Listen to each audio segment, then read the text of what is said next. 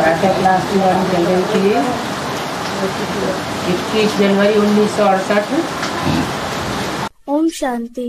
The Vani of the morning class dated 21st January 1968 was going on. पहले page के मध्यांत में बात चल रही थी। जो बहुत फर्स्ट क्लास चलते हैं उन पर कहेंगे बृहस्पति की दशा। At the end of the middle portion of the first page, the matter being narrated was, those who walk the path of knowledge in a first class way will be said to be under Brihaspati ki dasha, that is the influence of Jupiter. की दशा? बृहस्पति की दशा। Whose dasha? That is influence is it? It is Brihaspati's influence. वृक्षपति भी कहते हैं। He is also called Vrikshapati. माना सारे वृक्ष का जो बीज है वो बीज कौन से वंश का होगा? It means that the one who is the seed of the entire tree will belong to which vansh, that is dynasty?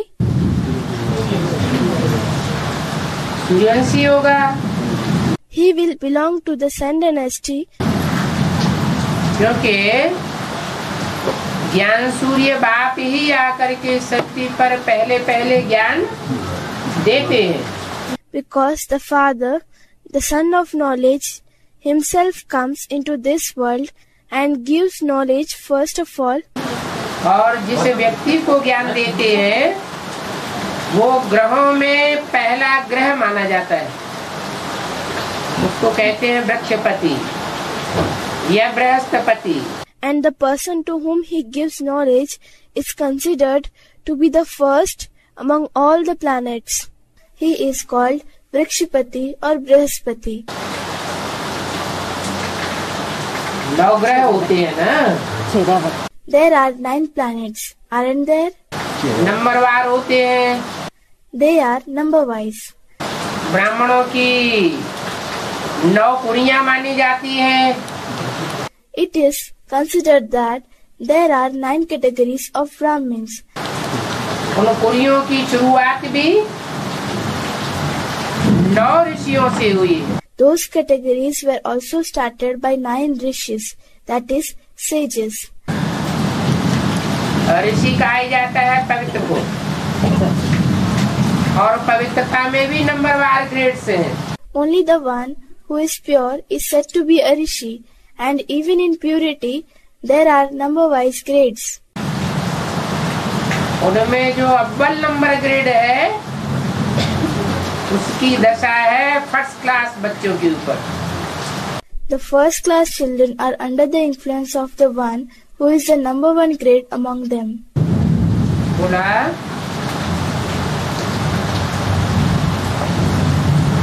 Brihaspati की दशा तो कहेंगे। It has been said, it would certainly be said to be the influence of Brihaspati, that is Jupiter. फिर अचानक ही माया का तूफान आ जाता है। जब बृहस्पति की दशा है तो माया का तूफान अचानक क्यों आ जाता है? Then suddenly the storm of Maya comes. When there is the influence of Jupiter, then why do the storms of Maya come suddenly? है?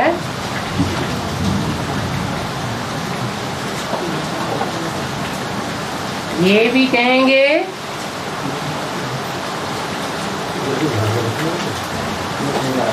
अपने अपने पूर्व जन्मों का हिसाब किताब। It will also be said to be the karmic accounts of one's own past births. 63 जन्मों में जैसी जैसी श्रेष्ठ या निष्कृष्ट आत्माओं का संग किया है उनकी दशा बैठ जाती है। As was the company of the elevated or degraded souls in the 63 births, so is the influence. तो यहाँ शूटिंग पीरियड में भी ये रील घूमती रहती है, अचानक दशा बदल जाती है। So even here in the shooting period, this reel keeps rotating. Suddenly the influence changes. परंतु ये दशा बदलने का निमित्त कौन? But who is instrumental in changing this dasha? ये दशा अचानक क्यों बदल जाती है?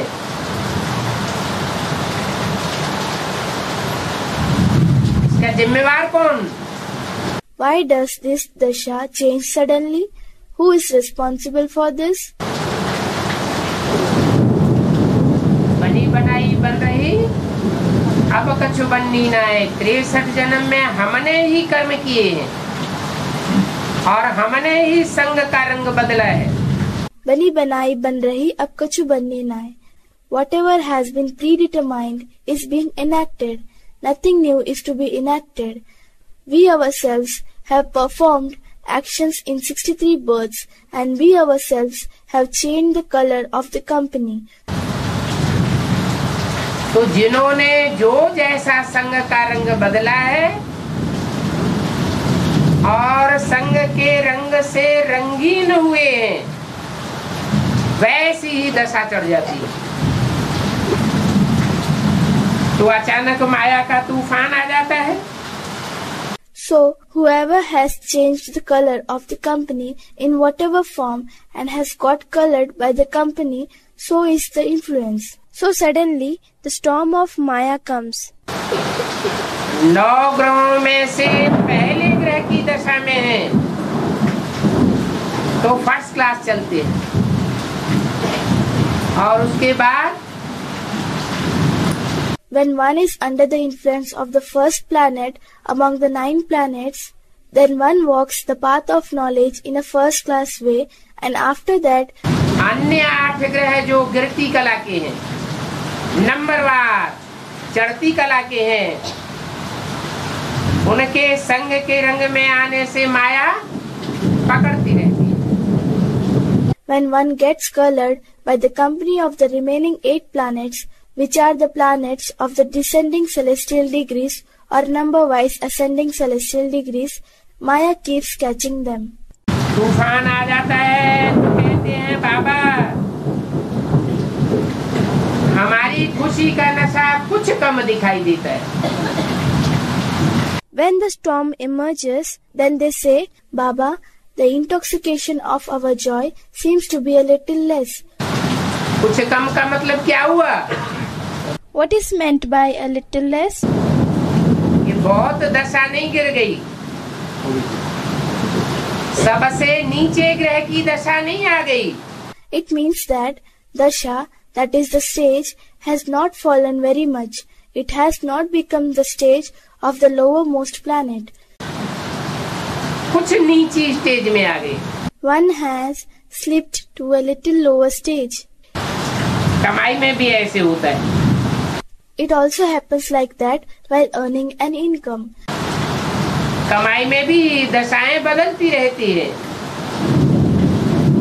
और ये तो अविनाशी कमाई है, इसमें भी दशाएं बदलती है। While earning an income, the stage keeps changing, and this is an imperishable income. In this also, the stage changes. जब दशाएं बदल जाती है, एकदम माया नीचे गिराई देती है, तो कोई तो लिखते हैं कि बाबा हमने काला मुंह कर लिया। When the stage changes, when Maya makes us fall completely, then some write, Baba, we have blackened our face. पूरा मुंह कैसे होता है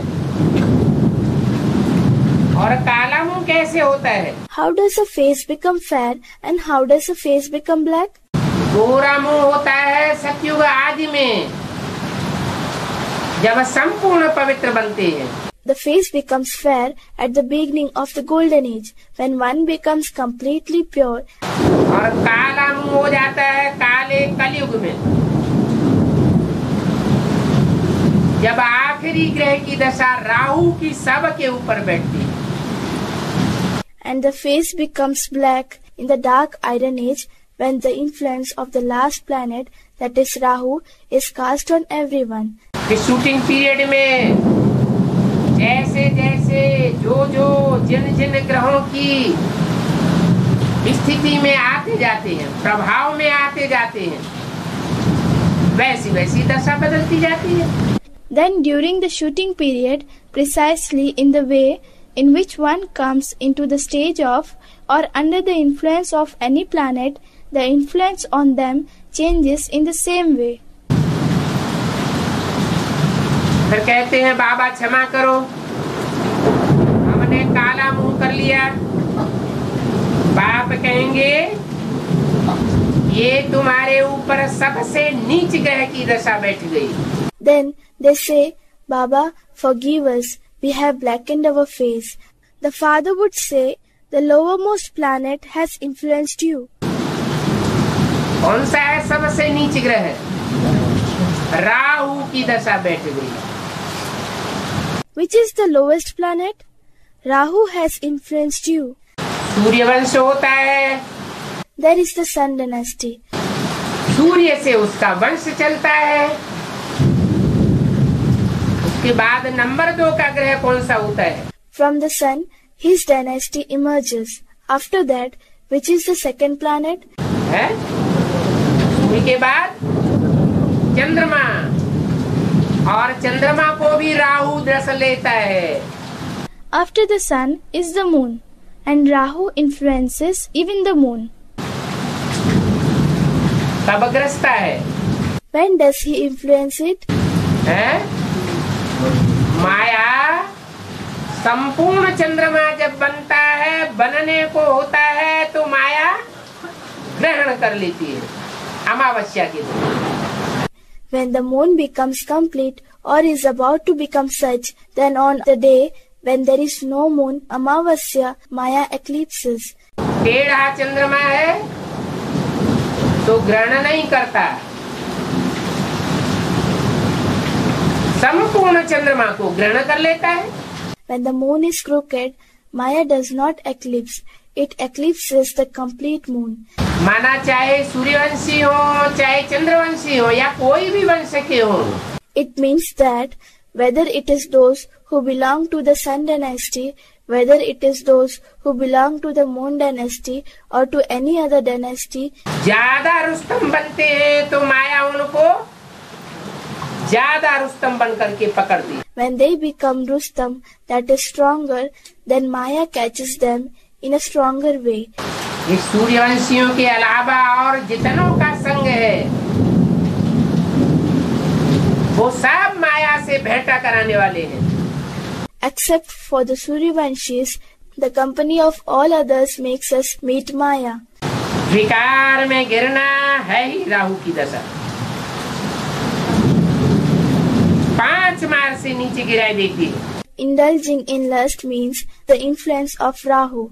It makes us fall from the 5th floor. और इस समय कलयुग के अंत में तो सारे विश्व पर राहु की दशा है।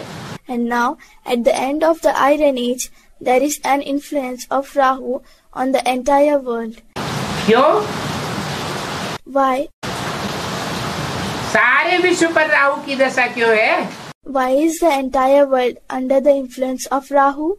क्योंकि एक ज्ञान सूर्य के अलावा बाकी सब का संग का रंग गिराने वाला है। It is because, except for one sun of knowledge, the color of the company of all others causes downfall.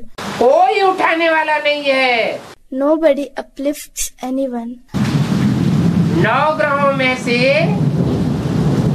सिर्फ एक सूर्य है, ज्ञान सूर्य शिव, जो देवताओं के गुरु में प्रवेश करता है, सदगुरु। Among the 9 planets, it is only the sun, the son of knowledge, Shiv, who enters into the guru of the deities, that is, the Sadguru. उसका संग का रंग तो निराला है। The color of his company is certainly unique. संग तारे कुसंग बोरे। Good company takes you across and bad company drowns you. बाकी जो भी ग्रह हैं सब नंबरवार हैं।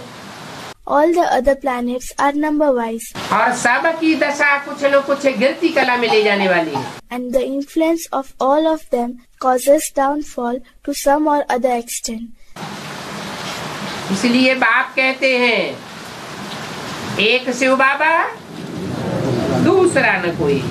That is why the father says one Shiv Baba and none other. पहले पहले तुम सुख में जाते हो.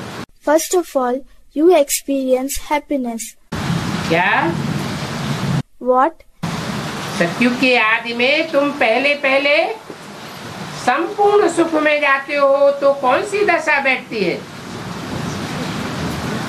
वृक्षपति की दशा में आते हो. In the beginning of the golden age, first of all, you experience complete happiness. Then, under whose influence will you be? You come under the influence of Vrikshapati. तुम आते हो. तुम माना कौन? You come. Who does you refer to? तुम उनसे नहीं कहा जो सतगुरु निंदक ठौर न पावे की लिस्ट में आते हैं. The ones who come in the list of those who cause the defamation of the Sadguru and do not achieve the destination are not called you. पुरुषार्थी जीवन में सदगुरु की निंदा कराने के निमित्त बनते हैं. They become instrumental in causing the defamation of the Sadguru in their effort-making life. तो अंत समय में उनका क्या असर होगा? So, what will be their fate in the end? ठौर पावेंगे? Will they get some place? या बेघर हो जावेंगे? Or will they become begar, that is homeless? धनी धोरी के बन नहीं सकेंगे. They will not be able to become the children of God. और बाप को छोड़ करके चले जावेंगे. And they will leave the father and go. बचेंगे कितने? How many will remain? जिनके ऊपर अंत समय में और सृष्टि के आदि समय में एक वृक्षपति की दशा होगी. Those who will be under the influence of one Vrikshapati in the end and in the beginning of the world will remain. एक ही छत्र छाया के नीचे रहने वाले होंगे और कोई की छत्र छाया के नीचे नहीं होंगे. The ones who will live under the canopy of one and will not be under the canopy of anyone else. एक का प्रभाव उन सब के ऊपर होगा. All of them will be influenced by one. प्रभावित माना प्रजा. किसकी प्रजा? Influenced means praja, that is subject. Whose praja? ऊंच ते ऊंच बनने वाला जो विश्व का मालिक है उसे एक ऊंची ते ऊंची की प्रजा में आवेंगे. They will be included in the praja, that is subjects of that highest on high one, who becomes the highest on high, who is the master of the world. उन बच्चों से कहा है तुम अर्थात सामने बैठकर पढ़ाई पढ़ने वाले. Those are called the children who have been addressed as you. You means those who study the knowledge sitting Sanmukh, that is face to face. सन्मुख के भी दो अर्थ हैं. कहने को स्थूल में सामने बैठते हैं, अंदर से बुखार भरा रहता है, विरोधाभास भरा रहता है. There are two meanings of Sanmukh as well. For namesake, someone may be sitting face to face. Inside they are full of anger. They are full of contradictions. उनको फिर बेहद में सन्मुख कहेंगे कि विमुख कहेंगे? उनको भी विमुख कहेंगे. Then will they be said to be sitting Sanmukh, that is face to face, in an unlimited sense, or will they be said to be sitting with their faces Vimukh, that is turned away? They too will be called Vimukh. सामने बैठ करके ही जिनके विपरीत संकल्प चलते हैं, the ones who have opposing thoughts while sitting face to face, वो बाहर की दुनिया में जा करके तो और ही विपरीत बुद्धि विनश्यंती बन जाते हैं. they develop even more of an opposing intellect to the Father, and they get destroyed by going in the outside world. और सदगुरु की निंदा कराने के पात्र बन जाते हैं। And they become instrumental in causing the defamation of the Sadguru. तो अभी सारी दुनिया के ऊपर तो राहु की दशा है, और तुम जो सन्मुख बैठे बच्चे हो उनके ऊपर बृहस्पति की दशा है। So now the entire world is under the influence of Rahu, and you children who are sitting face to face are under the influence of Brahaspati, that is Jupiter.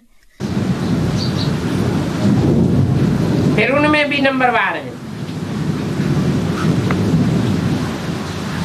कोई 100% प्रभावित है एक बात से, और कोई फिर परसेंटेज में प्रभावित होते हैं। Then they too are number wise.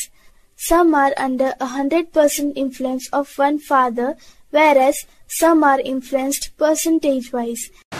तुम बच्चों को तो वृक्षपति भगवान बैठ पढ़ाते हैं। The god Vrikshapati, that is the protector of the tree, sits and teaches you children. ये कौन सा वृक्ष है? निराकारी वृक्ष है या साकारी मनुष्यात्माओं का वृक्ष है या जड़ वृक्ष है?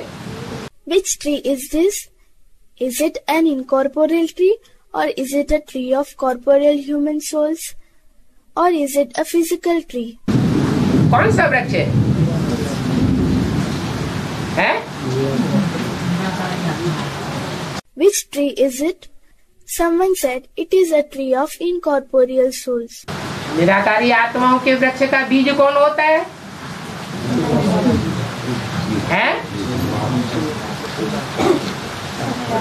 और मनुष्य आत्माओं के बीज का वृक्ष कौन सा, वो वृक्ष का बीज कौन सा होता है? Who is the seed of the tree of incorporeal souls, and who is the seed of the tree of human souls? Someone said Prajapita. और प्रजापिता में वो निराकार शिव आया हुआ है, तब उसे कहते हैं वृक्षपति। And that incorporeal Shiv has come in Prajapita. Then he is called Vrikshapati. तब उसको जानते हैं कि ये वृक्षपति है, उससे पहले कोई जानता भी नहीं। Then people come to know that he is the Vrikshapati. Prior to that, nobody even knows him. तो बोला अभी तुमको वृक्षपति भगवान बैठ पढ़ाते हैं।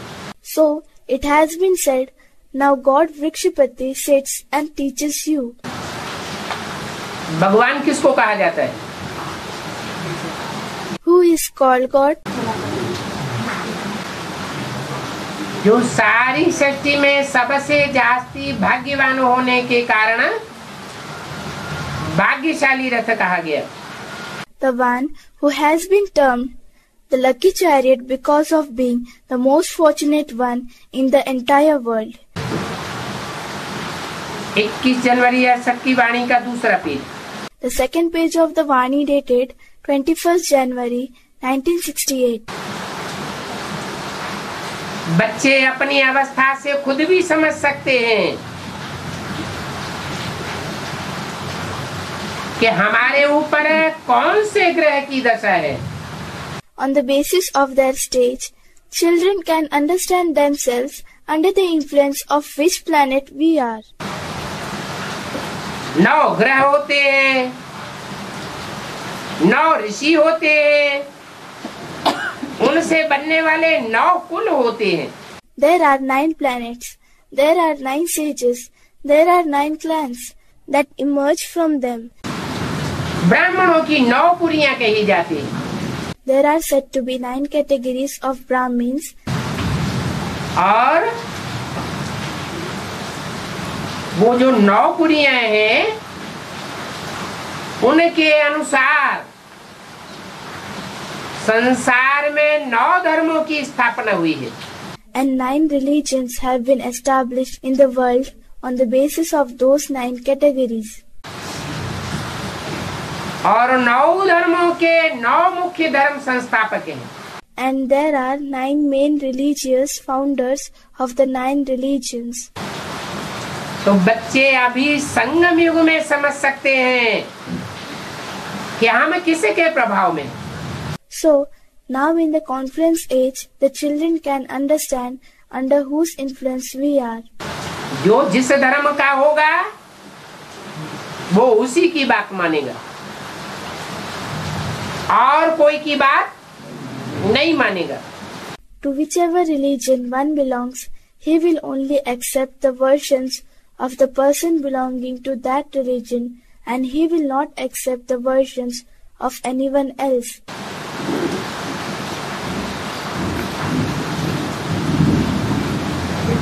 साक्षात भगवान ही क्यों न उतर आए?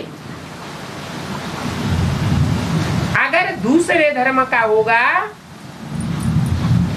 तो भगवान की भी बात नहीं मानेगा। Even if God himself descends in front of him, if one belongs to another religion, then he will not accept even the versions of God. तो तुम समझ सकते हो हमारे ऊपर वृक्षपति की दशा है, राहु की दशा है, या कौन से ग्रह की दशा है? So you can understand, are we under the influence of Vrikshapati? Are we under the influence of Rahu? Or under the influence of which planet are we? हम बाबा के दिल पर चढ़े हुए हैं या नहीं है? Have we found a place in Baba's heart or not? अगर बाबा के दिल पर चढ़े हुए हैं, If we are in Baba's heart, तो कौन सी दशा कहेंगे? then under whose influence will we be said to be? तो कहेंगे वृक्षपति की दशा। In that case, it would be said the influence of Vrikshapati. जानते हैं ये बाबा ही तख्त नशीन बनेगा। They know this Baba alone will occupy the throne. और बाबा के दिल पर हम चढ़े हुए हैं। And we are in Baba's heart. हम बाप के दिल पर चढ़े तो जरूर बाप के तख्त पर भी बैठेंगे। When we have climbed on the Father's heart, then we will certainly sit on the Father's throne as well. दिल तख्त है यहाँ संगम में, और राज्य तख्त होगा वहाँ नई दुनिया में। Here, in the confluence age, it is the heart throne, and there, in the new world, it will be the throne of kingship. कोई समझते हैं भला हम बच्चे तो हैं,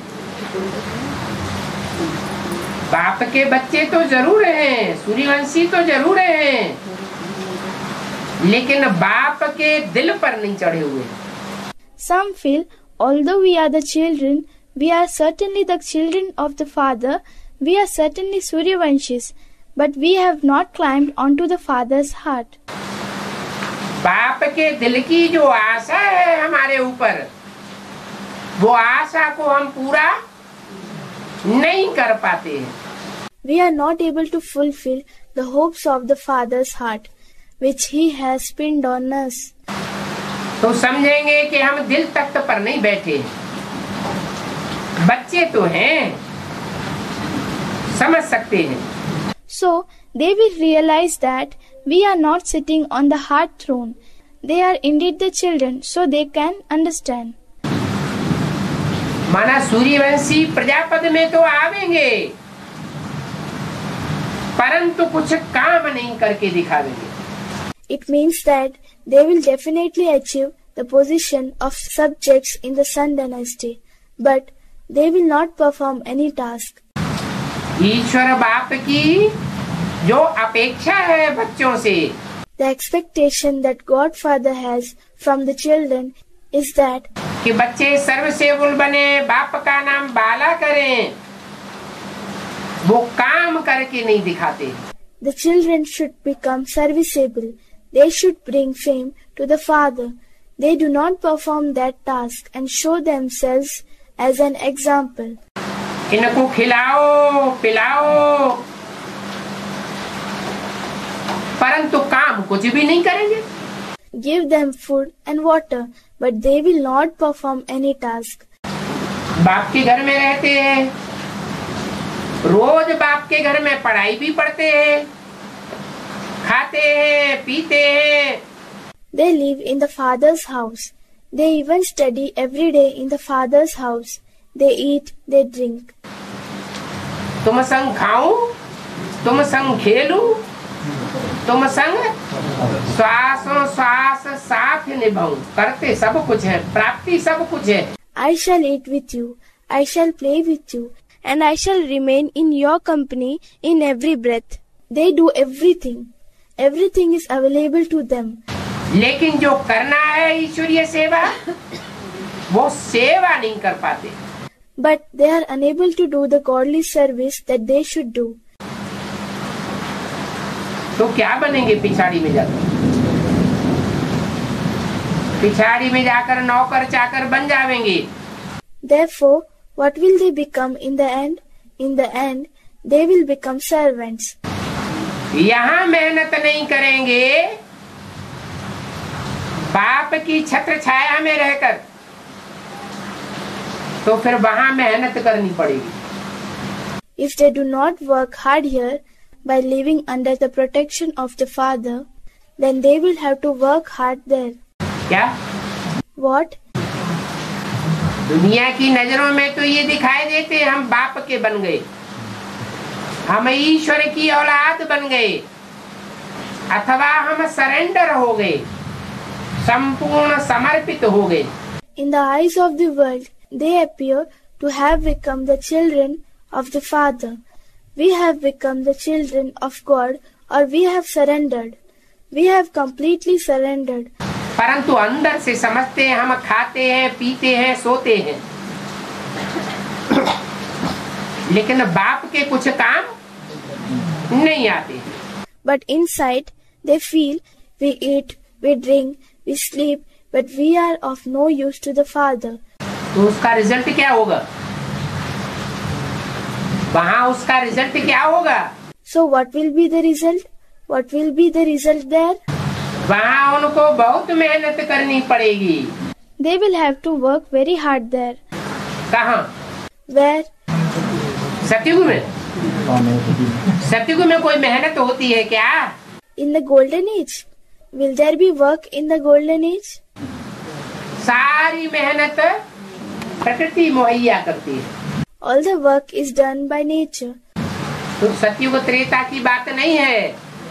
कहाँ की बात है? So, it is not a question of the golden age or the silver age. To which time does it pertain? 63 जन्म द्वापर कलयुग में बहुत मेहनत करनी पड़ेगी. One will have to work very hard in the 63 births of the copper age and the iron age. झट पूछूंगा, तुमने कितनों को आप समान बनाया है? I will immediately ask them, how many souls have you made equal to yourselves? ब्राह्मणी बहुतों को मेहनत करके ले आती है. Brahmani works hard to bring many here. ब्राह्मणी समझती है कि बाप के सामने ले जाएंगे तो बाप इनको रिफ्रेश करेंगे. Brahmani thinks if I take them in front of the Father, then the Father will refresh them. क्योंकि बाप तो सुप्रीम टीचर है ना. Because the Father is the supreme teacher, isn't he? पहले पहले है supreme knowledgeful God. First of all is the supreme knowledgeful God. और second number में फिर ये है. And at the second number is this one. कौन? Who? यह कह के किसकी तरफ इशारा करते थे? हैं? ब्रह्मा की तरफ इशारा करते. Whom did he point at by saying this one? He used to point towards Brahma. पहले नंबर में supreme knowledgeful. At the first number is the supreme knowledgeful one. Knowledgeful कब कहा जाए? When will one be called knowledgeful?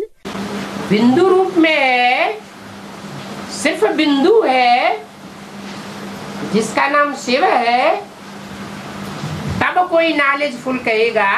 If he is in the form of a point, if he is just a point whose name is Shiv, then will someone call him knowledgeful?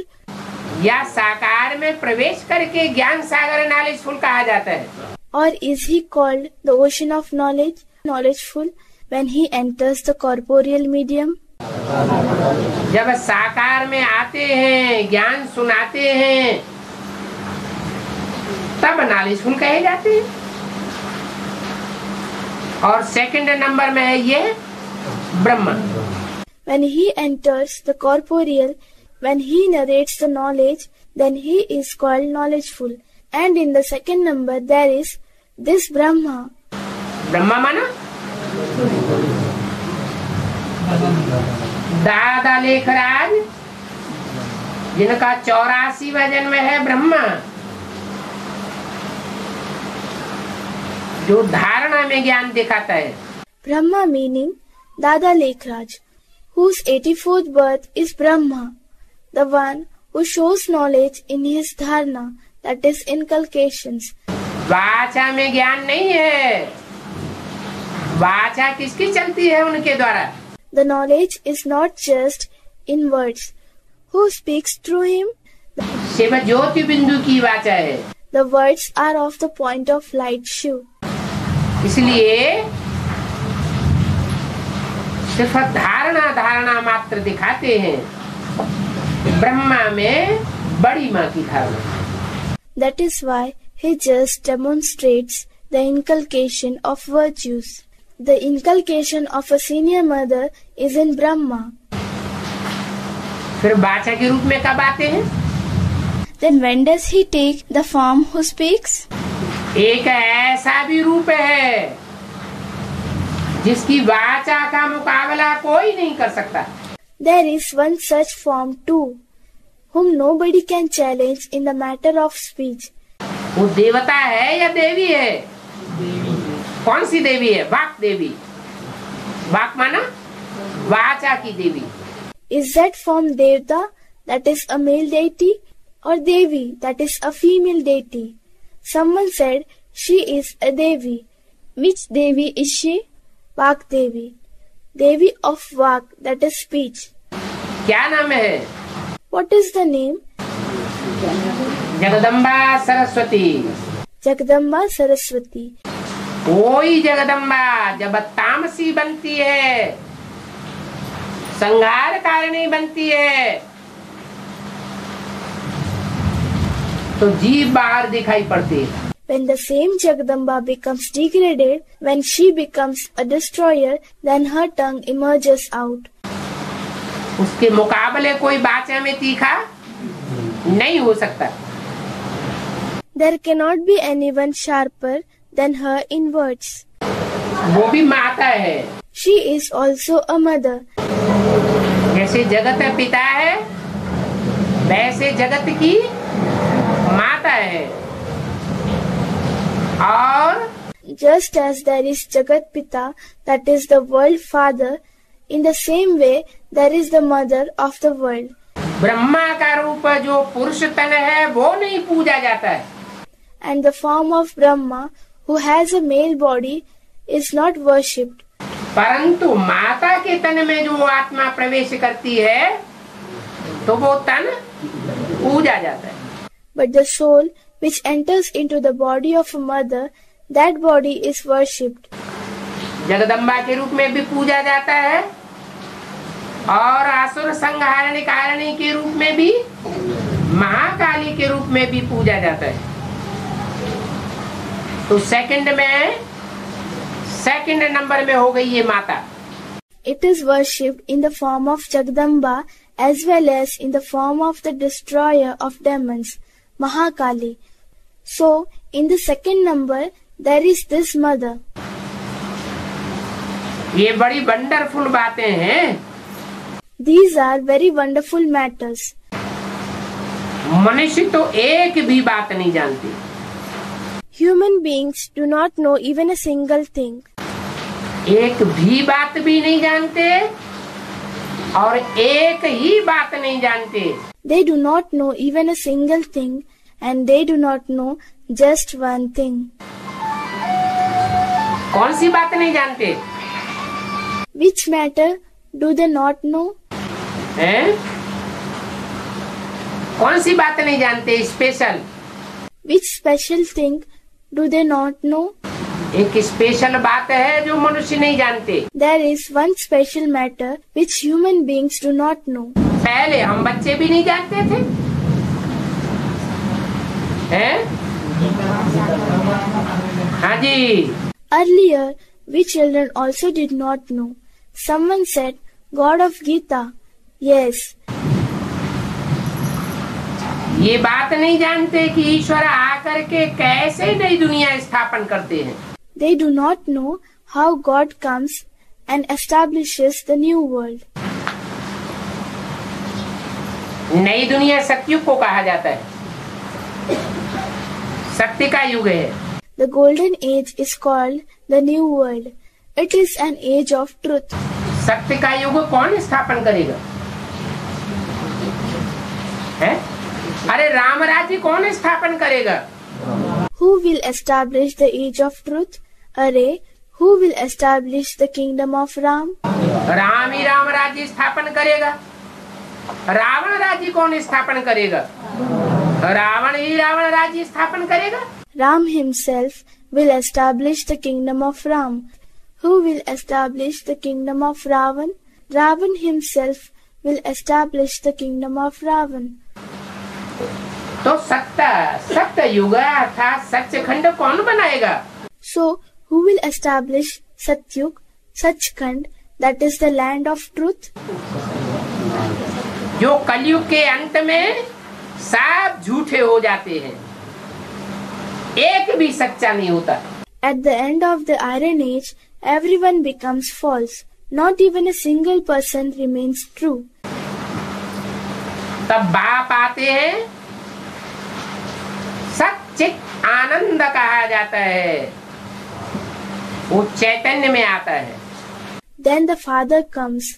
He is called Sat Chit Anand, that is true, living, blissful.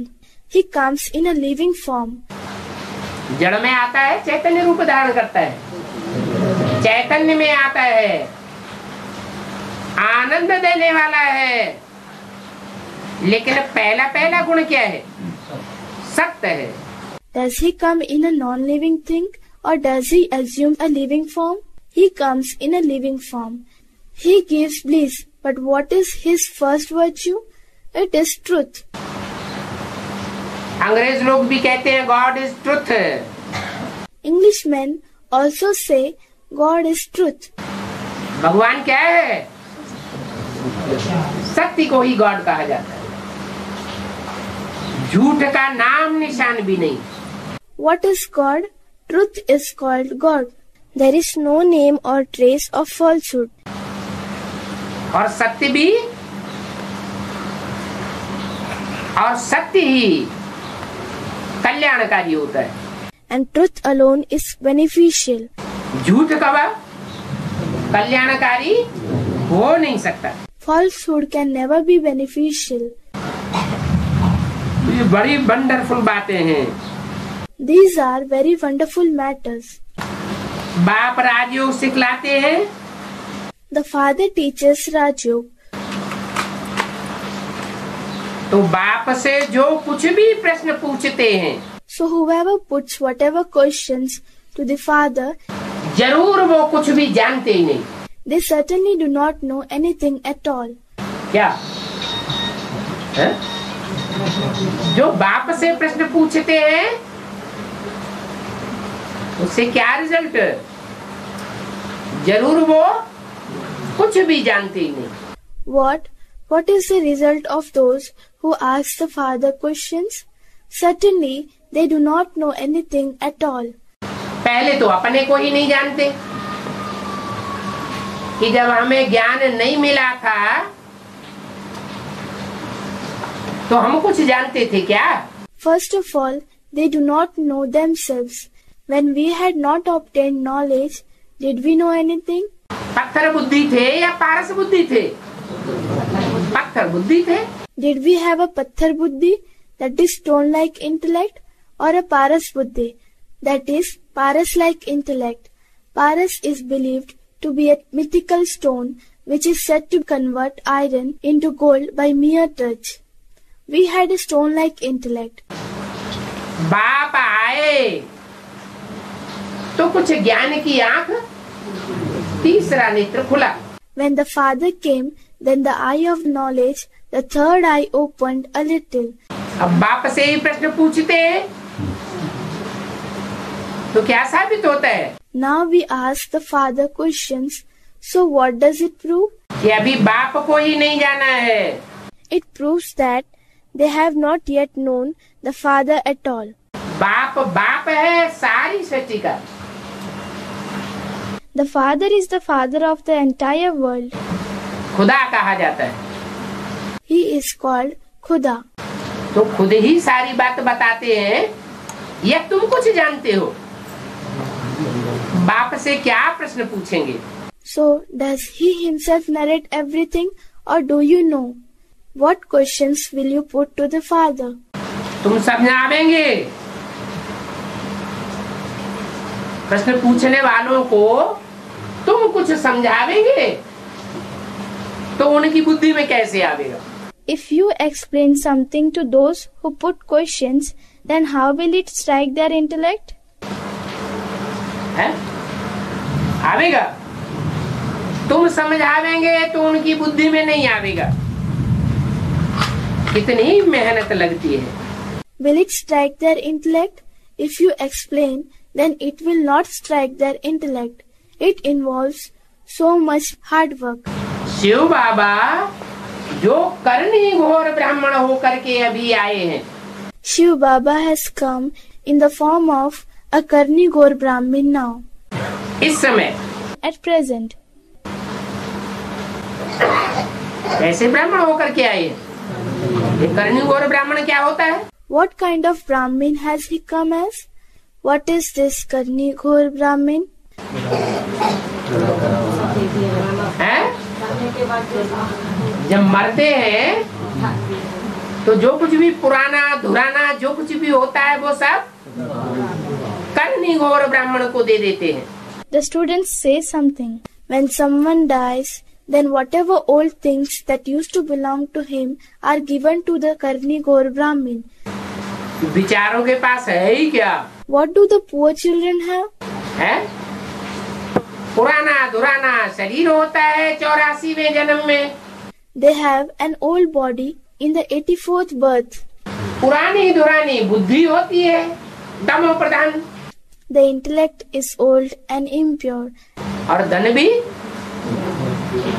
तामसी दुनिया का तामसी तरीके से कमाया हुआ धन होता है. And the wealth is also the wealth of the degraded world, earned through impure means. भक्ति मार्ग में ईश्वर अर्थ दान पुण्य करते हैं ना. In the path of worship, people give donations and perform virtuous acts in the name of God, don't they? अभी तो ईश्वर सन्मुख है. भक्ति मार्ग में सन्मुख होता है क्या? Now God is face to face. In the path of worship, is he Sanmukh, that is face to face? हैं? तो किसके थ्रू करते हैं? इनडायरेक्ट दान करते हैं ईश्वर के लिए गुरुओं के द्वारा. So, through whom do they give donations? They give donations indirectly for God through gurus. और अभी तो सन्मुख है तो क्या करना चाहिए? And now he is here face to face. So what should be done? है? जब सन्मुख है तो जरूर सन्मुख करेंगे तो जास्ती प्राप्ति होगी. When he is face to face, then certainly those who perform deeds face to face will achieve more attainments. यह सन्मुख आने के बावजूद भी गुरुओं का आसरा लेकर के करेंगे. Or if someone performs deeds with the support of the gurus in spite of coming face to face, या गुरुओं से प्रभावित होकर के चलेंगे. or if one remains influenced by the gurus, तन अर्पण करेंगे, धन अर्पण करेंगे, समय अर्पण करेंगे, देह के संबंधी अर्पण करेंगे गुरुओं के through. If one surrenders the body, if one surrenders the wealth, if one surrenders the time, if one surrenders the relatives of the body through the gurus, तो प्राप्ति में क्या फर्क पड़ जाएगा? then what will be the difference in the attainment? किसकी छत्र छाया के तले माने जाएंगे? गुरुओं की छत्र छाया के तले माने जाएंगे। Under whose protection, Chhatra Chaya, will they be considered to be? They will be considered to be under the protection of the gurus. फिर कौन सी दशा बैठेगी? जरूर आगे पीछे राहु की दशा बैठ जाती है। Then under whose influence will they be? Certainly they will be influenced by Rahu at some point of time. अभी तुम समझते हो कि भक्ति मार्ग में ईश्वर अर्थ करते थे। Now you understand that in the path of worship we used to perform deeds in the name of God. तो ईश्वर को तो मिलता नहीं था। But God did not receive anything. किसको मिलता था? गुरुओं को मिलता था। गुरु अपनी अकल के अनुसार उसको काम में लगाते थे। Who were the ones who used to receive it? The gurus were the ones who received it. Gurus used to invest whatever they received in accordance with their wisdom. गुरु लोग स्वार्थी होते हैं, स्व के रथ के लिए पहले सोचेंगे। Are the gurus swarthi, that is selfish? Will they think about their swarath, own chariot, that is body first? या परमार्थी बाप के समान होते हैं? Or are they equal to the Paramarthi, that is benefactor father? Shiv बाप को तो अपना रथ ही नहीं है, तो स्वार्थी कैसे होगा? Father Shiv does not have his own chariot at all. So, how will he be selfish? स्वार्थी कौन होते हैं? सुर नर मुनि सबकी यह रीति, स्वार्थ लागी करे सब प्रीति। Who are the ones who are selfish? Sur nar muni sabki yah riti, swarath lage kare sab preeti. It is the manner of the deities, men, human beings, sages, everyone loves when there is a selfish motive. चाहे सुर हो, असुर हो, ऋषि मुनि हो, धर्म पिताएं हो, सबको अपना रथ होता है। Whether it is the deities, demons, sages and saints, religious fathers, everyone has his own chariot. धर्म पिताएं परम धाम से आते हैं, अपना रथ तो लेकर नहीं आते, आते हैं तो उनको स्वार्थी कहें या परमार्थी कहें? परमार्थी। When the religious fathers come from the soul world, they do not bring their chariot, do they? So, will they be called the ones who are selfish or ones who are benefactors? Someone said, benefactor. Benefactors? जिस रथ में भी प्रवेश करते हैं, उस रथ में उनका लगाव लग जाता है। In whichever body they enter, they develop attachment for it. लगाव लगता है कि नहीं? लगाव लग जाता है, अटैचमेंट हो जाता है। Do they develop attachment or not? They do develop attachment. और ये लगाव की बीमारी सारा सत्यानाश कर देती है। And this disease of attachment brings about total ruin. कोई भी देहधारी में लगाव हुआ, चाहे द्वापर हो, चाहे कलयुग हो, चाहे संगम युग हो, तो लगाव की बीमारी पुरुषार्थ में आगे नहीं बढ़ने देती।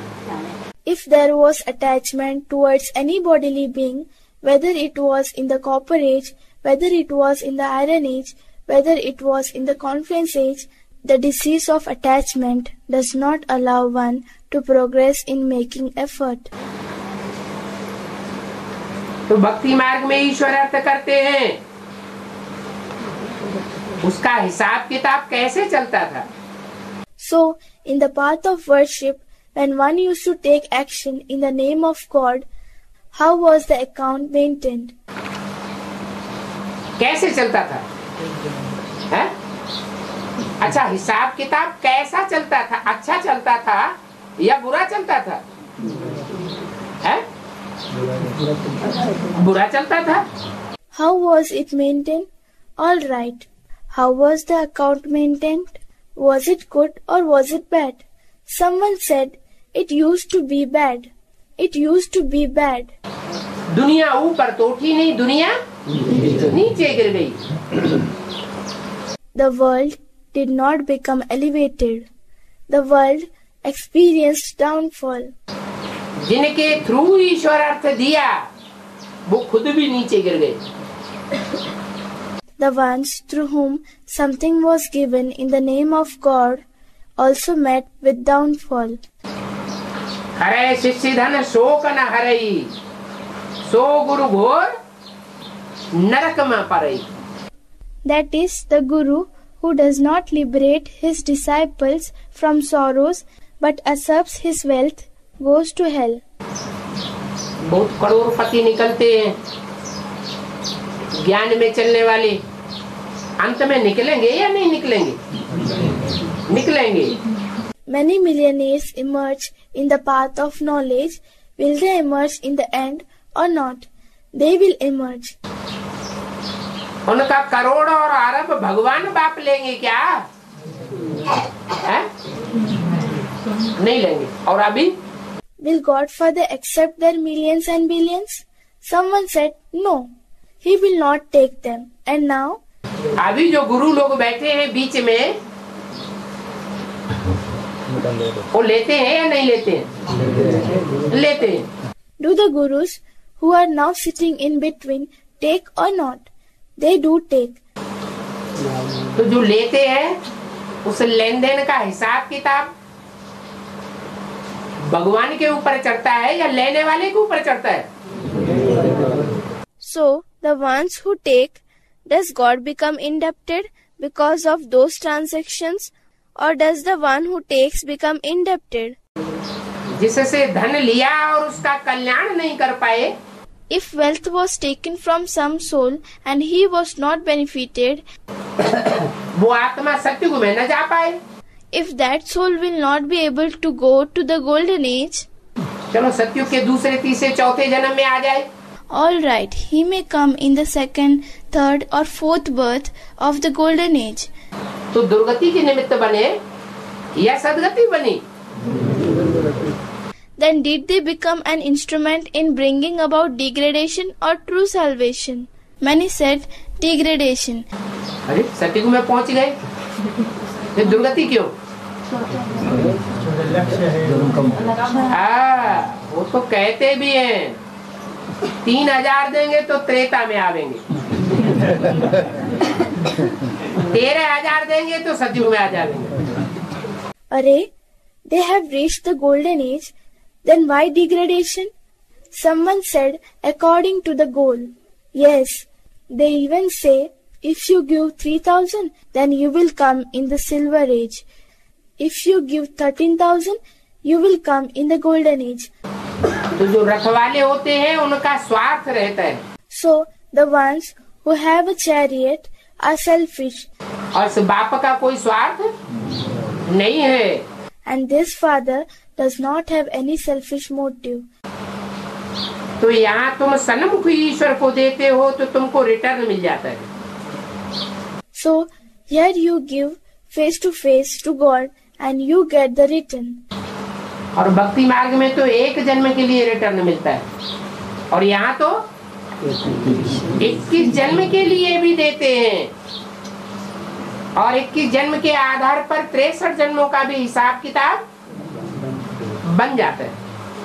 And in the path of worship you get the return for one birth, and here he gives you the return for 21 births too, and on the basis of 21 births there is an account of 63 births as well. तो उसको देना थोड़ा ही कहेंगे, दिया या लिया? लिया। So that will not be called giving. Did you give or take? You took. ईश्वर कोई कंगाल थोड़े ही है, हाँ? ईश्वर कंगाल है?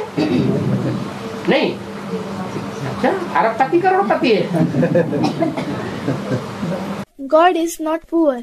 Is God poor? Someone said no. No. All right. Is he a millionaire? A billionaire? ईश्वर आते हैं तो क्या लेकर के आते हैं? When God comes, what does he bring with him? है? ज्ञान लेके आते हैं। जिसमें आते हैं वो कंगाल होता है।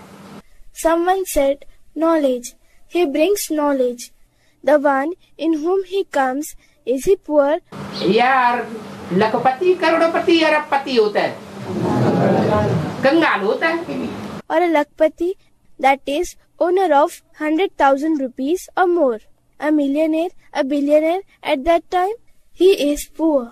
तो जिसमें आते हैं So the one in whom he comes, तो क्या कहेंगे? ईश्वर कंगाल है या करोड़पति है?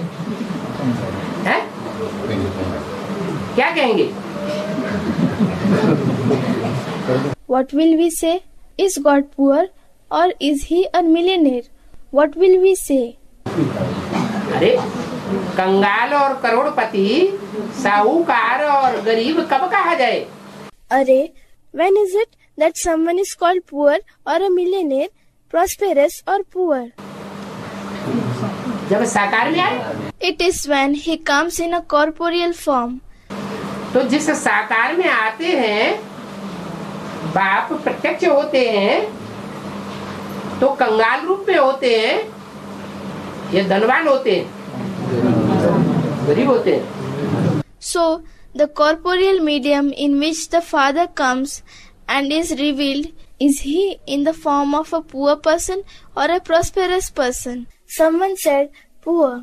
Is he poor? अरे बाप की प्रॉपर्टी क्या है? ज्ञान धन। Array, what is the property of the Father? The wealth of knowledge. ये ज्ञान के रतन तुम्हारे सच्चे रतन बन जाएंगे। अर्थात जिसकी बुद्धि में जितना जास्ती ज्ञान होगा, वो दुनिया का उतना बड़ा धनवान बन जाएगा। प्रैक्टिकल बातें हैं। These gems of knowledge will become your true gems. That is, to the degree that there is knowledge in one's intellect, to that degree one will become rich in the world. These are practical aspects. तो धन देने वाला कंगाल हुआ या साहूकारों का साहूकार हुआ? So, is the one who gives the wealth poor or the richest of the rich? Everyone said he is the richest one. तो कहा ईश्वर कंगाल थोड़े ही है। So, it has been said, Ishwar, that is God, is not a beggar. उसका नाम क्या दिया? ईश्वर। ईश माना शासन करने वाला, और वर माना श्रेष्ठ से श्रेष्ठ शासन करने वाला। What was he named? Ishwar, God. Ish means one who governs, and Var means the one who governs in the most elevated manner. कितने जन्म होते हैं? ज्यादा से ज्यादा 84 जन्म। At the most, how many births are there? There are 84 births. 84 जन्मों में जो सबसे पहला जन्म है, उसमें किसका राज्य होता है? नारायण का राज्य होता है। In the first birth, among the 84 births, whose kingdom exists? The kingdom of Narayan exists. एक नारायण ही ऐसा सच्चा साहूकार है जिसकी शास्त्रों में भी कोई ग्लानि नहीं है, बाकी सब की ग्लानि है। Narayan alone is one such truly prosperous person who has not been defamed even in the scriptures. Everyone else has been defamed. तो वो दाता होगा या कोई से लेता होगा? So, will he be a giver or does he take from anyone? माना जिस तन में आते हैं वो भी इतना पुरुषार्थी होता है कि कोई के सामने हाथ पसारना या मांगना पसंद ही नहीं हो सकता. It means that the body in which he comes is also such an effort maker that he does not like to spread his palm in front of anyone or to seek anything at all. वो तो देने वाला है, लेने वाला नहीं है. He is a giver. He is not the one who takes. वो तो 100 गुना रिटर्न कर देते हैं. He gives 100 times in return. ये भी पहले से ही ड्रामा में नूद है. ये बना बनाया बेहद का ड्रामा है. This is also predetermined in the drama. This is an unlimited drama which is predetermined. इस बने बनाए बेहद के ड्रामे को कोई नहीं जानते हैं. वर्ल्ड की हिस्ट्री ज्योग्राफी रिपीट होती है accurate. Nobody knows this unlimited drama which is predetermined. The history and geography of the world repeats accurately. क्या? जिस आत्मा का जिस जन्म में जो पार्ट है हर कल्प में वह आत्मा वही पार्ट बजाती है. What? Whichever soul has whatever part in whichever birth, that soul plays the same part in every cycle. आत्माओं की बात छोड़ो. इस सृष्टि का जो भी अणु अणु है जहां से साइकिल लगाना शुरू करता है पूरा कल्प पूरा होने के बाद फिर वहीं पहुंच जाता है. Leave aside the matter of souls, whichever atom exists in this world, the place from where it begins its cycle, after the completion of a kalp, it reaches the same place again. दुनिया का महाविनाश होगा. इतनी भारी उथल पथल होगी. उस उथल पाथल में जो जहां से आया है वहीं चला जाएगा. फिर नए सिरे से चक्कर शुरू करेगा. There will be mega destruction, that is Mahavinash, of the world. Such a big upheaval, that is Uthal Pathal, will take place. In this upheaval, whatever has come from wherever, it will reach the same place again. It will start the cycle afresh once again. तो सब कुछ drama में नूद है. So, everything is predetermined in the drama. Accurate history geography repeat होती है. The history and geography repeats accurately. जिसको जिसको तुम देखते हो अर्थात जो भी तुम देखते हो सबका ड्रामा में part. Whosoever you see, that is, whatever you see, everyone, everything has a part in the drama. ऐसे नहीं कि चैतन्य मनुष्य आत्माओं का ही पार्ट है, कि कीड़े मकोड़ों मक्खी मच्छरों का पार्ट नहीं है, उनका भी पार्ट है. It is not the case that there is only a part that is role for living human souls, or that there is no part for insects, spiders, flies and mosquitoes. They too have a part. और जो मिट्टी का एक एक कण तुम देखते हो उसका पार्ट नहीं है, उसका भी part. Or that it is not the case that every particle of the soil you see does not have a part. It also has a part. ये भी धीरे धीरे समझना है. फट से कोई की बुद्धि में ये बात बैठ नहीं सकती. This should also be understood slowly. This matter cannot fit into anyone's intellect straight away. और समझाने वालों में भी नंबरवार होते हैं. And the ones who explain are also number-wise. कम समझते हैं तो कम समझा सकते हैं, जास्ती समझते हैं तो जास्ती गहराई में समझा सकते हैं. Those who have less understanding can explain in less detail. Those who understand more can explain in more depth. हर एक की अपनी अपनी अवस्था है. Everyone has his own stage. कोई 3rd क्लास ब्रह्मा कुमारी किसी अच्छे पढ़े लिखे को मिल जाती है. If an educated person comes into contact with a 3rd class Brahma Kumari, तो उस पढ़े लिखे आदमी के प्रश्नों का पूरा रिस्पॉन्ड नहीं दे सकती है.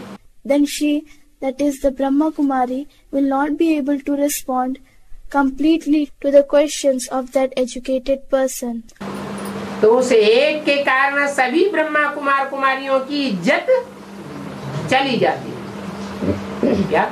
So because of that particular one Brahma Kumari, all the Brahma Kumar Kumaris will lose their reputation. What? दुनिया में और गुरु हुए वो भी ज्ञान सुनाते रहे. There have also been other gurus in the world. They too narrated knowledge. प्रश्नों का समाधान करते रहे. They gave solutions to the questions. उन गुरुओं से भी कितने खुश हो जाते हैं. People used to become so happy with those gurus too. वो तो झूठे गुरु, और यहाँ तो तुमको पढ़ाने वाला सच्चा बाप मिला है. They are in fact false gurus, and here you have found the true father who teaches you. कोई कहे ये कैसे, तो ये ऐसे कि जो भी मज में लगते हैं गुरुओं के. Someone may say, how can this be possible? So it is like this in the gatherings which are organized by the gurus. अपने मजमे में कोई को प्रश्न करने की इजाजत नहीं देते, और बाप They do not permit anyone to raise questions in their gatherings. And what about the father? बाप कहते हैं तरीके से अगर ज्ञान में चलते हैं तो सब प्रश्नों का समाधान मिल सकता है और देते हैं. The father says, if one follows the path of knowledge properly, then he can get answers to all the questions, and he gives the answers. बाप तो ज्ञान का सागर है, उसका ज्ञान कोई पुस्तकों में बंधा हुआ नहीं है. The father is the ocean of knowledge. His knowledge is not bound in books. वो गुरु लोग जो प्रश्नों का जवाब देते हैं वो शास्त्रों को पढ़ करके जवाब देते हैं या बिना शास्त्रों के पढ़े जवाब दे देते हैं. Those gurus who give answers to questions, do they give the answers by reading from the scriptures, or do they give the answers without reading the scriptures? शास्त्र और किताब वो तो सीमित होती है. क्या? उनकी सीमा है. और भगवान बाप जो सुनाते हैं उसकी सीमा नहीं है. The scriptures and books are limited. What? There is a limit to that, and whatever Godfather narrates does not have any limit. जैसे सागर की कोई सीमा नहीं. कितना गहरा है दुनिया में आज तक कोई जान नहीं सका, कोई वैज्ञानिक नहीं जान सका कि सागर की गहराई कितनी है. Just as the ocean is limitless, nobody in the world has been able to fathom its depth till today. No scientist could know how deep the ocean is. ऐसे ही भगवान आकर के जो ज्ञान देते हैं उसके लिए तो कहा जाता है सारे जंगल की कलमें बनाओ और सारे सागर की स्याही बना दी जाए और उससे लिखा जाए तो भी ज्ञान खूटेगा नहीं.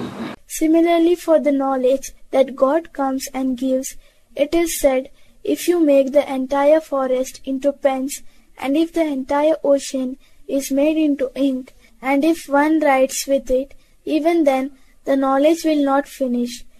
इतना असीम सागर है ज्ञान का। He is such an unlimited ocean of knowledge. तो कोई अच्छा पढ़ा लिखा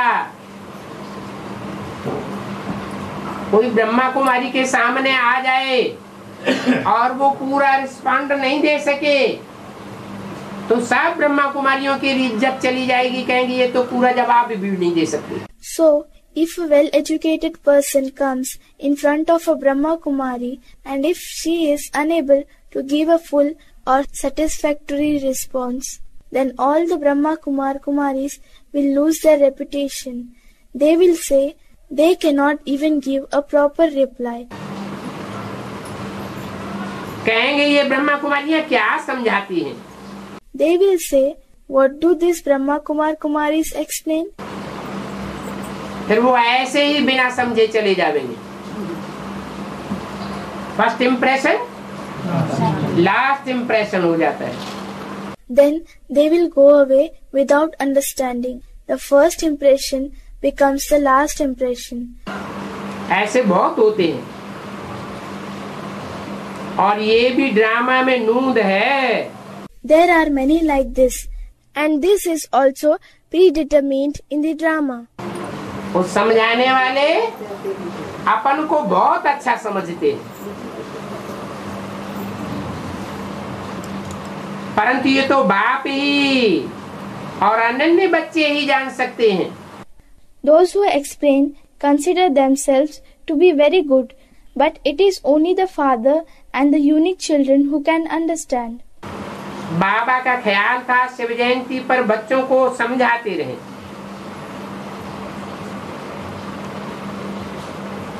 कैसे तुम परिक्रमा निकालो, क्या?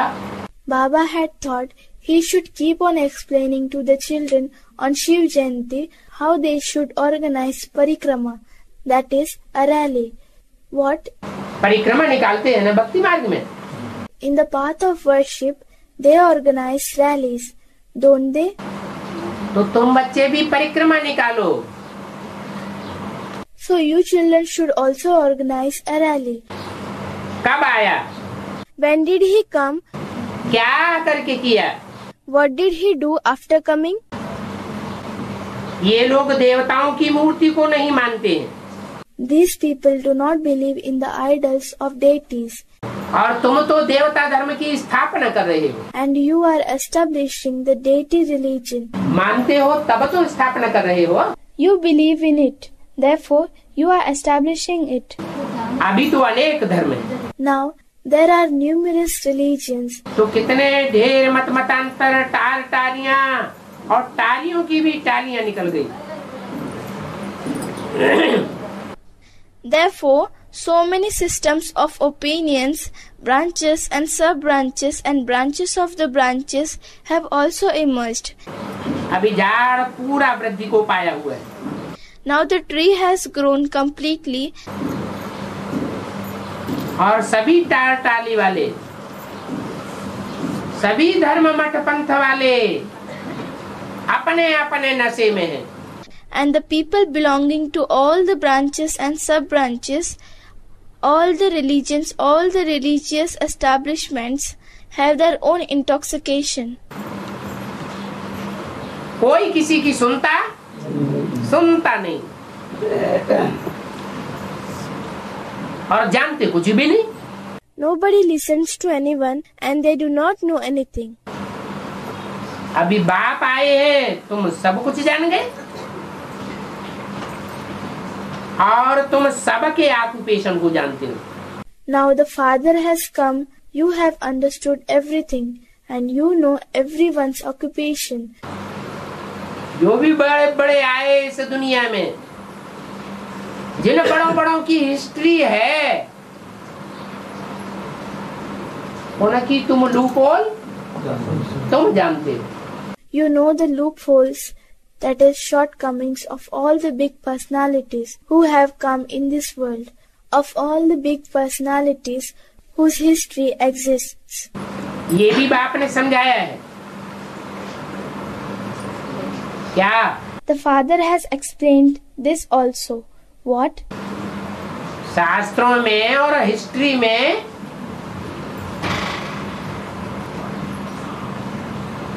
शंकर के बारे में बताया है ना?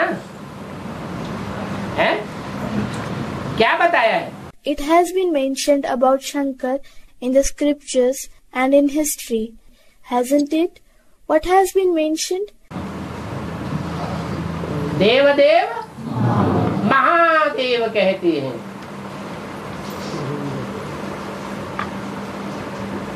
और लोग उनको भगवान भी समझते हैं। He is called Dev Dev Mahadev, and the people also consider him to be God. फिर बाप बताते हैं शंकर भगवान है या देवता है? देवता है, भगवान तो नहीं है। Then the father says, is Shankar God or a deity? He is a deity. He is not God. भगवान अलग और देवता अलग। God is different and a deity is different. Shiv अलग है और शंकर अलग है। Shiv is different and Shankar is different. है तो शंकर भी आत्मा और है शिव भी आत्मा। फिर अंतर क्या है? Shankar is also a soul and Shiv is also a soul. Then what is the difference? वो जन्म मरण के चक्र से न्यारा है शिव, और वो शिव इतना न्यारा है कि जब शंकर में प्रवेश करता है, बेहद का ज्ञान सुनाता है, तो शंकर भी कैसी स्टेज धारण करता है? He, that is Shiv, is beyond the cycle of birth and death, and that Shiv is so unique that when he enters into Shankar, when he narrates the unlimited knowledge, then what kind of a stage does Shankar also assume? ऐसी निराकारी, निर्विकारी, निरहंकारी stage धारण करता है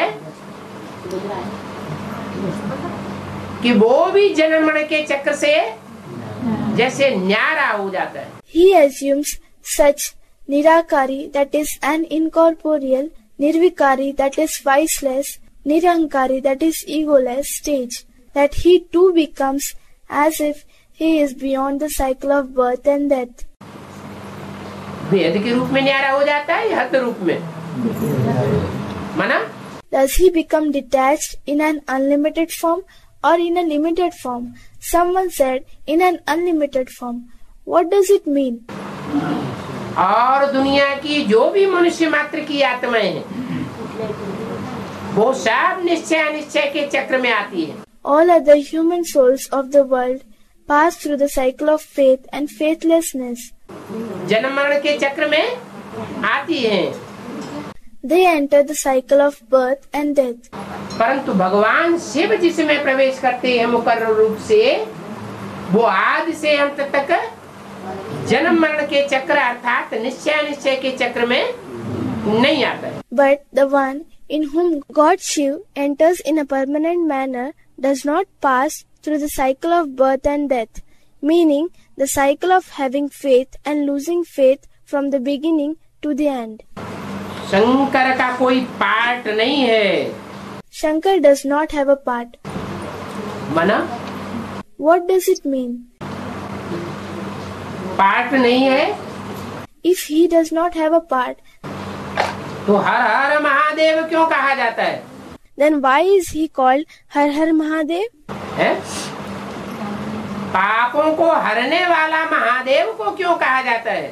Why is Mahadev called the one who takes away the sins? बाप जवाब देते हैं कि हर हर महादेव वह भी मैं ही हूँ। The father replies, it is I who am Har Har Mahadev too. पाप काटने वाला शंकर नहीं है। अगर शंकर ही पाप काटने वाला होता तो याद में क्यों बैठता है? Shankar is not the one who burns takes away scenes. If Shankar was the one who burns the scenes, then why would he sit in remembrance? चित्रों में याद में बैठा हुआ दिखाते हैं ना. He is shown to be sitting in remembrance in the pictures, isn't he? किसकी याद में बैठा है? In whose remembrance is he sitting? जरूर शिव की याद में बैठा है. Certainly, he is sitting in the remembrance of Shiv.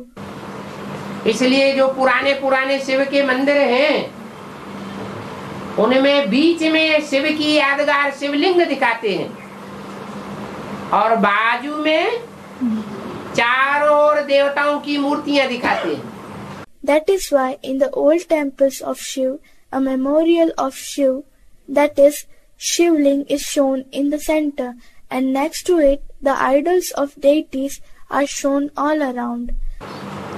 उनमें मुख्य स्थान पर शंकर की मूर्ति भी दिखाते हैं. ध्यान मग्न. Among them, the idol of Shankar is also shown in an important place. He is immersed in meditation. किसकी याद में बैठी है? जरूर कहेंगे शिव बाप की याद में बैठी है. In whose remembrance is he sitting? Certainly, it would be said that he is sitting in the remembrance of Father Shiv. तो ऐसे नहीं है कि शिव बाप उनको कहेंगे. So it is not that Father Shiv will tell him, किसको? शंकर को, कि बैठ करके सबको मार डालो. whom? Shankar, to sit and kill everyone. ऐसे कहते हैं क्या? है? नहीं. Does he say like this? No. कहते हैं, भक्ति मार्ग में क्या गायन है? It is said, what is famous in the path of worship? कि शंकर की आंख खुलने से ही प्रलय हो जाती है. That as soon as Shankar opens his eyes, the flooding of the earth takes place. तीसरा नेत्र खुला और सारी दुनिया में प्रलय हो जाती है. As soon as the third eye opens, the entire world gets flooded. काम, क्रोध, लोभ, मोह, अहंकार की दुनिया ही क्या हो जाती है? खलास हो जाती है.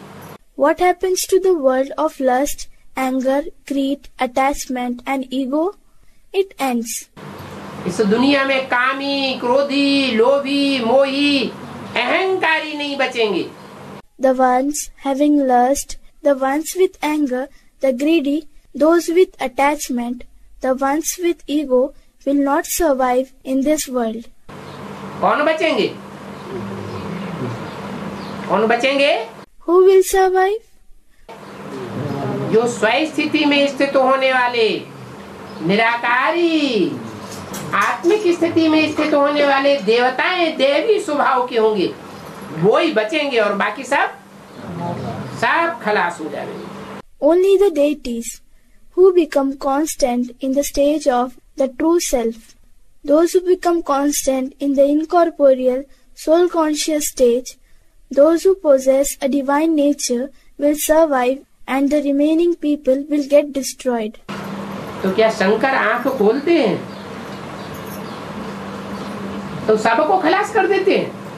So, when Shankar opens his eye, does he destroy everyone? नहीं, ऐसी कोई बात नहीं है कि कोई तीसरा ऐसा नेत्र होता है जिसमें से विनाश की ज्वाला निकलती है और उसमें सब भस्म हो जाते हैं. No, it is not true that there is any such third eye, from which the flame of destruction emerges and everyone gets burnt.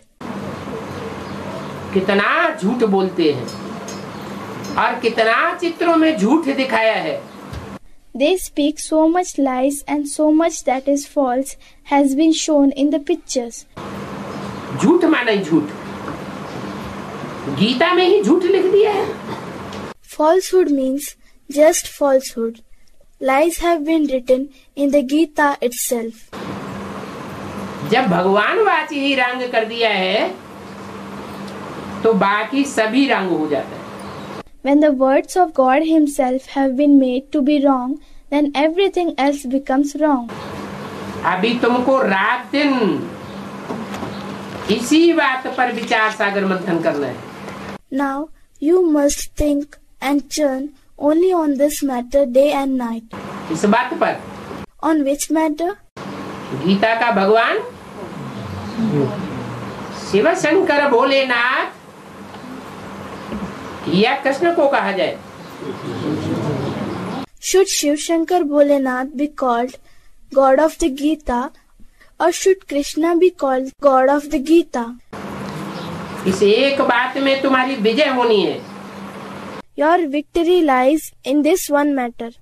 वेद के बाप की बायोग्राफी और बच्चे की बायोग्राफी में रात दिन का फर्क है। There is a difference of day and night between the biographies of the unlimited father and of the child. क्या? What? वेद का बाप कौन? Who is the unlimited father? और वेद का बच्चा कौन? And who is the unlimited child? आत्मिक रूप में वेद का बाप कौन? In a spiritual form, who is the unlimited father? है? शिव वेद का बाप है। Shiv is the unlimited father. और शंकर है वेद का बच्चा आत्मिक स्थिति के रूप में। And Shankar is the unlimited child in the form of spiritual stage. और साकार सृष्टि जब होती है तो साकार सृष्टि में मनुष्यों का पिता कौन? And when there is a corporeal creation, then who is father of the human beings in the corporeal world? Prajapita. और उसका बच्चा कौन है? Prajapita. And who is his child? संगम युग में कहेंगे टाइटलधारी Prajapita Brahma. In the conference age, it will be said the title holder Prajapita Brahma. फिर सतयुग साकार सृष्टि में कौन बाप और कौन बच्चा? Then, in the corporeal world, in the golden age, who is the father and who is the child? बाप कहा जाता है बीज को। The seed is called the father. तो मनुष्य सृष्टि का साकारी बीज कौन हुआ? So, who is the corporeal seed of the human creation? Prajapita कहो नारायण कहो बात तो एक ही है। Call him Prajapita or call him Narayan, it is one and the same. इसलिए बोला next to God is Krishna. That is why it has been said next to God is Krishna. कौन सा कृष्ण? संगम युगी Krishna. Next to god is Prajapita. Next to god is Narayan. Which Krishna? The confluence aged Krishna. Next to God is Prajapita. Next to God is Narayan. तो एक ही personality के ये अलग अलग नाम बताए या अलग अलग पर्सनालिटीज? पर्सनालिटी तो एक ही है। So, are these different names for the same personality or are they different personalities? The personality is the same. फिर देखो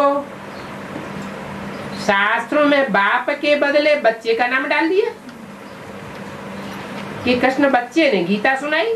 Then look, in the scriptures the name of the child has been inserted in place of the father, saying that the child Krishna narrated the Gita. बाप कहते हैं तुम तो महामूर्ख बन गए। The father says, you have become the greatest of fools, that is Mahamurk. तुमको ये भी समझ नहीं है कि गीता का भगवान कौन है। You do not even understand this as to who is the God of the Gita. क्या? ओम शांति।